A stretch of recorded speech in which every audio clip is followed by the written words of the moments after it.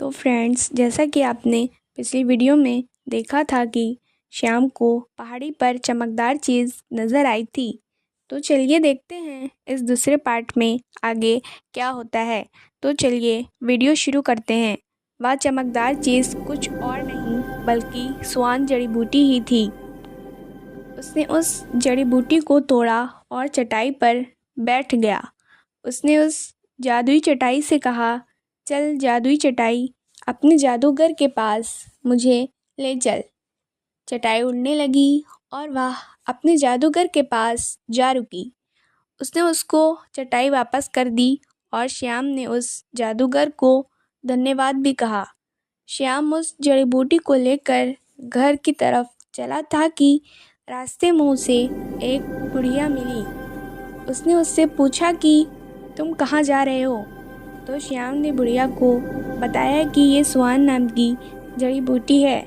मेरी माँ की तबीयत बहुत ख़राब है, इसलिए मैं इस जड़ी बूटी को लेकर अपने घर जा रहा हूँ। इसको खाने से मेरी माँ की तबीयत ठीक हो सकती है। तो बुढ़िया ने श्याम से कहा कि ये जड़ी बूटी जिस चीज़ के लिए तुम खाओगे उससे तुमको फ़ायदा भी मिलेगा।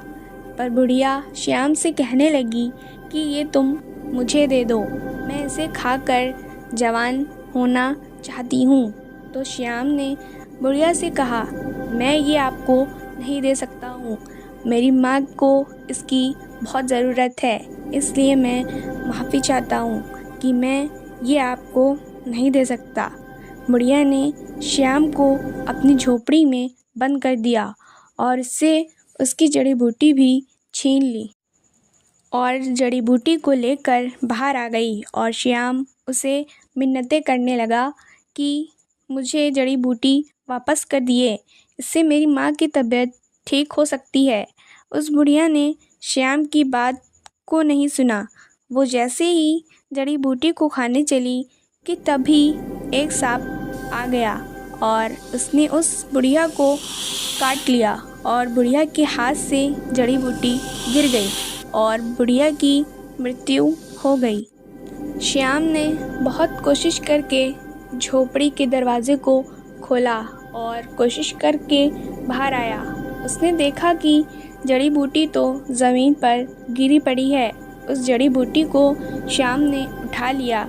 जड़ी बूटी को उठाकर अपने घर की ओर चला और वह थोड़ी देर में घर पहुंच गया और उसके घर में हकीम जी बैठे थे और हकीम उस जड़ी बूटी को देखकर बहुत खुश हुए और उन्होंने श्याम से कहा कि तुम इस जड़ी बूटी को पीसो और अपनी माँ को खिलाओ और उनके माथे पर भी लगा देना। उसने जैसे ही अपनी माँ को जड़ी बूटी खिलाई कि थोड़ी ही देर में उसकी माँ की हालत सही हो गई और श्याम यह सब देखकर बहुत खुशी से झूम उठा और उसने हकीम जी को पैसे देते हुए उनका शुक्रिया भी अदा किया और वो और उसकी माँ दोनों लोग खुश रहने लगे और उसकी माँ ने श्याम की शादी कर दी और उसकी ज़िंदगी आसानी से कटने लगी।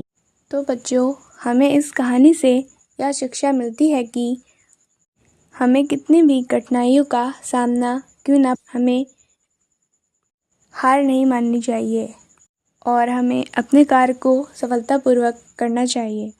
तो फ्रेंड्स, अगर आपको हमारी ये वीडियो पसंद आई हो तो प्लीज़ लाइक्स और कमेंट करना ना भूलिए और हमारे चैनल को सब्सक्राइब भी कर लिए।